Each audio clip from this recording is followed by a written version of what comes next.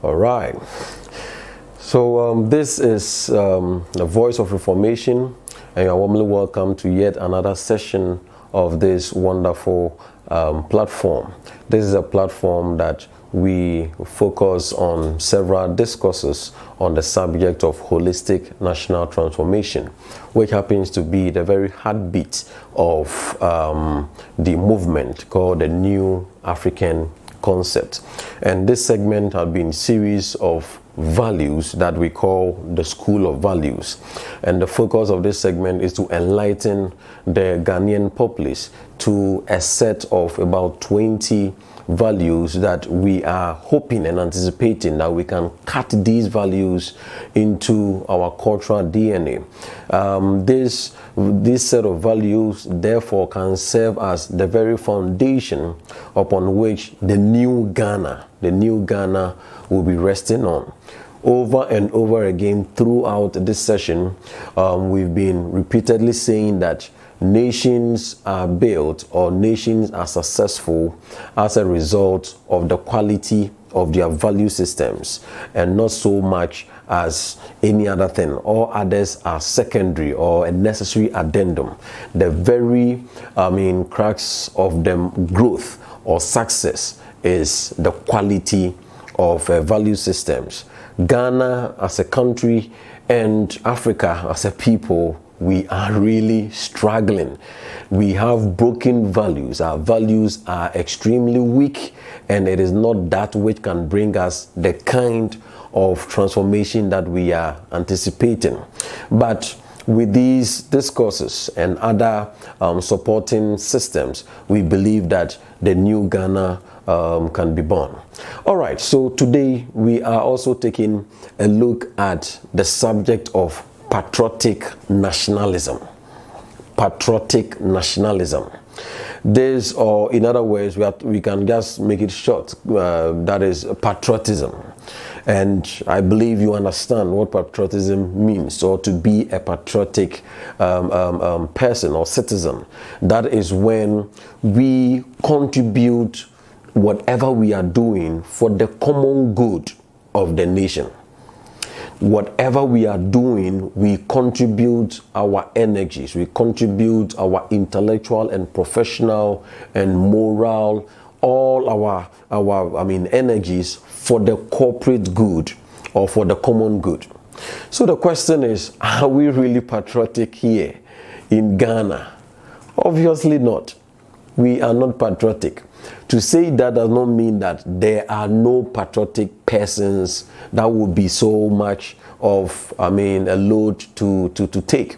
Of course, in every given society, you will find individuals who are bent on doing whatever they want to do well, or they have to do well. There are specific individuals who, by and large, try to be patriotic per their various engagements. But when you lump all of us together, the corporate energy or the corporate strength is the strength of non-patriotism.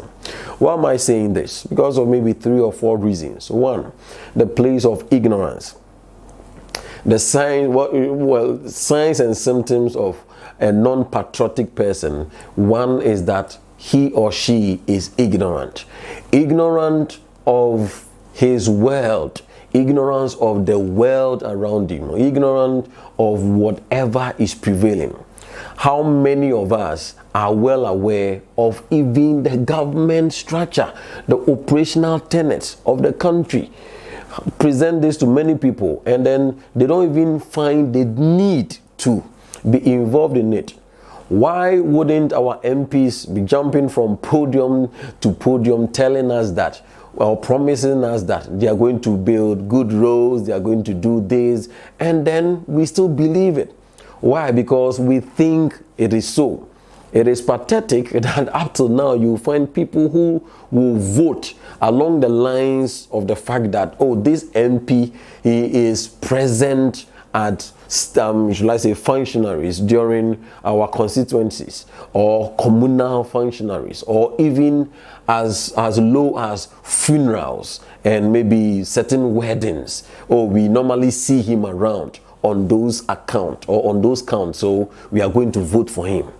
So the first thing that makes a non-patriotic person or people is the place of ignorance. The more ignorant you are concerning the nation, concerning how the rules of engagement, concerning even our constitution, many people, including even the elite, are just woefully ignorant of the dictates of the constitution, of development plan, whether we have it or not. They have no idea, and they are not even bothered. And that is the second symptom of non-patriotism. That is indifference.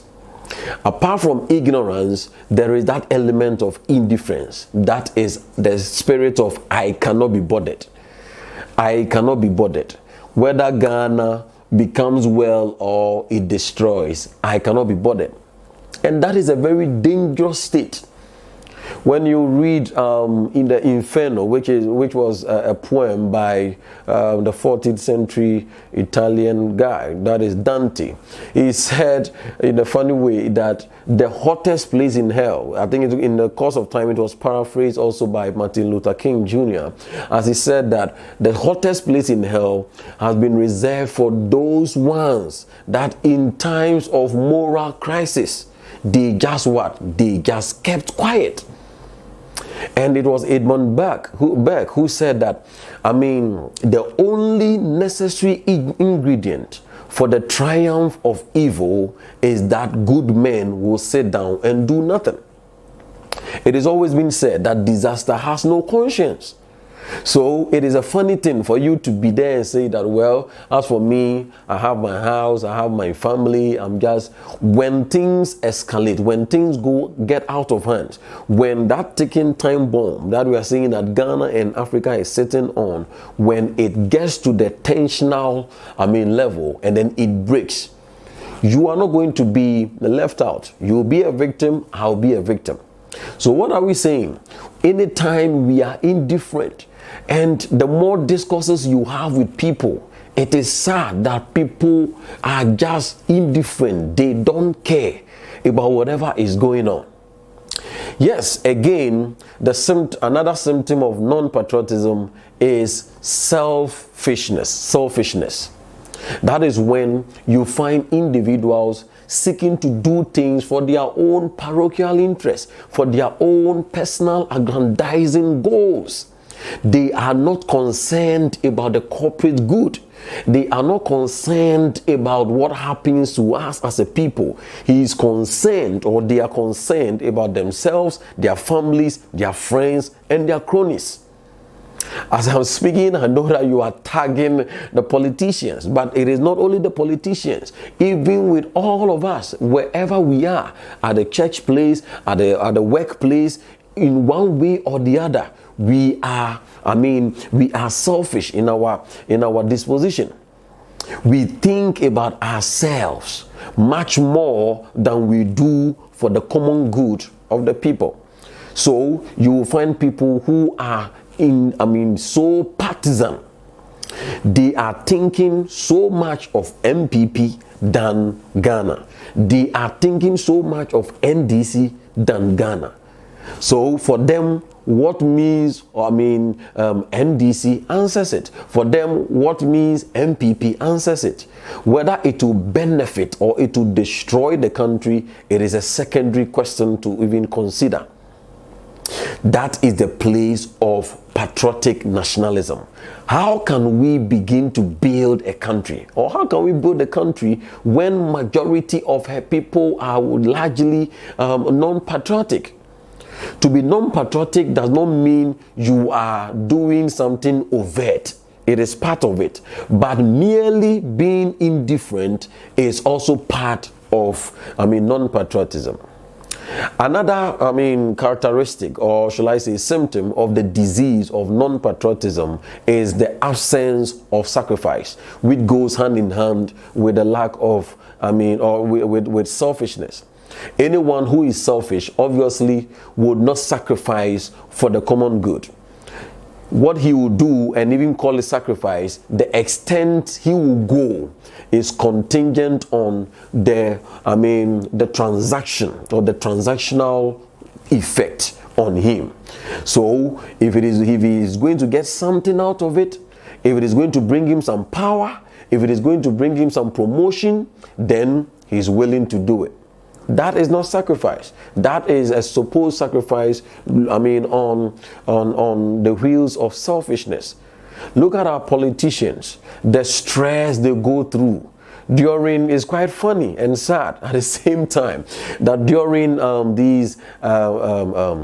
the election years, you find them, or the election period, you find some of them even driving banku for people. You find some of them, MPs trying to even play with the youth on the field. You find some of them, they are literally at our beck and call.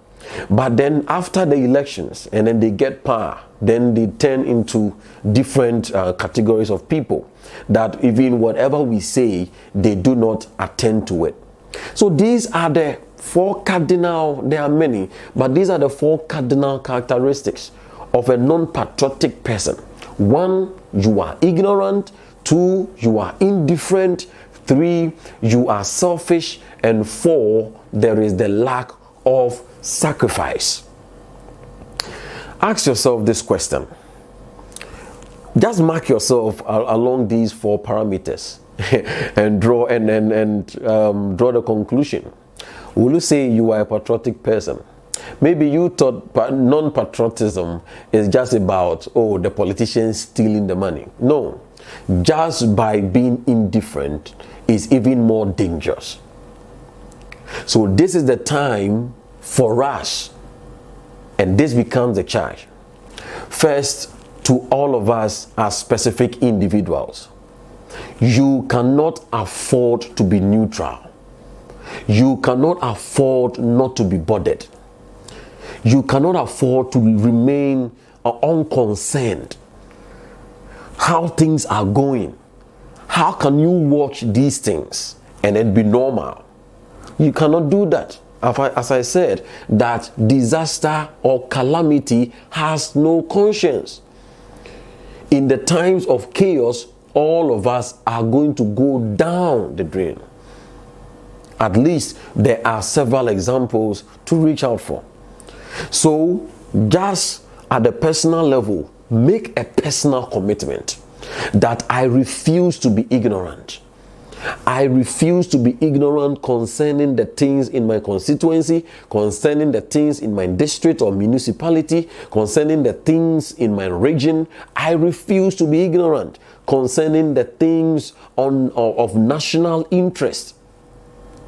Spend time and read. There is the Constitution. There are several other elements that can help you shape your understanding, and together with some of these platforms and other like-minded platforms, that you can be educated and you can learn more, you can be challenged. Again, at the personal level still, this is a call for us to take away the garments of indifference. It is time for us to take matters of national transformation very seriously. Consider the religious bodies. It is the same.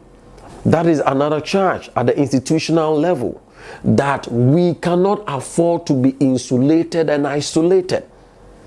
So it is a clarion call, especially to our 2 predominant religious bodies, that is Christianity and then Islam. Islam, you cannot just focus on what you are doing alone. I've always been saying this, that you cannot be more Catholic than the Pope. You cannot be, in quotes, seemingly more Muslim or Islamic than Saudi Arabia or Mecca. But look at what they've done. Go to Qatar, go to Kuwait, go to, the almighty Dubai. These guys are predominantly Muslims. What it means is that Islam can still be practiced in a way that still there'll be development. So when we come to, unfortunately, our Zongos and then predominant places of our, Muslim communities, and we see that it is quite depraved, or it is quite deprived of even basic human amenities and stuff like that, social amenities, then we raise the question that, is it because of Islam? Not necessarily so. At least we have, those places, the mother of Islam, or the center or the womb of Islam, also advancing a bit in that light. It means it can be practiced. It is time that let us go back to the drawing board, and it is not different from the church or the Christian communities. The church seemed to be so much glued to what is going on, in the cathedrals. She has locked up herself in the cathedral, singing praises, choreography, preaching. And then the question is, what is the church's involvement in the social discourses? The cry to fix the country, the cry to, elicit certain changes. Where is the place of the church in this whole architecture of conversation? That is what we are talking about. And then finally, at the national level, it is also a time for all of us to be involved. Patriotic nationalism, until we imbibe this, until we cut this deep into ourselves, then we will struggle. Until we are willing to sacrifice for the corporate common good, and then we are always looking at things from our selfish lenses, then there is going to be a problem. Don't forget that always consider these 4 things to measure yourself on the ladder of patriotism. 1, the place of ignorance. How much are you learning? You counter ignorance with knowledge. And then 2, the place of indifference. And that is why you counter it by being involved in the machinery, in the discussions, in your quest to have subject matters of national interest at heart. 3, selfishness. In your various engagements, make sure that you will be selfless in your disposition. And then 4, the extent of sacrifice. If we are going to sacrifice, if you are going to do it, I'm going to do it, institutions are going to do it, the national bodies and institutions are going to do it, then I can assure you that Ghana is going to be a very great place. Once again, this has been the Voice of Reformation, and specifically this segment is the School of Values, where we take time to have a discourse on various values that we seek to imbibe in ourselves. Today, it was on the subject of patriotic nationalism. If we are able to do that, we can really advance. Once again, we are very much available to help you. We are willing to run all kinds or go the extent for you to also know how to imbibe it into yourself. We cannot do this alone. This call for national transformation is a burden on you and I. Don't forget to subscribe. If you have not done that, don't forget to follow our social media pages, and then do well, very much well, to share. Let others join in these conversations, and I believe that Ghana is going to make it. We've already said that we as a people, that is a New African concept, we believe that Ghana will make it. I believe in Ghana, and so must you.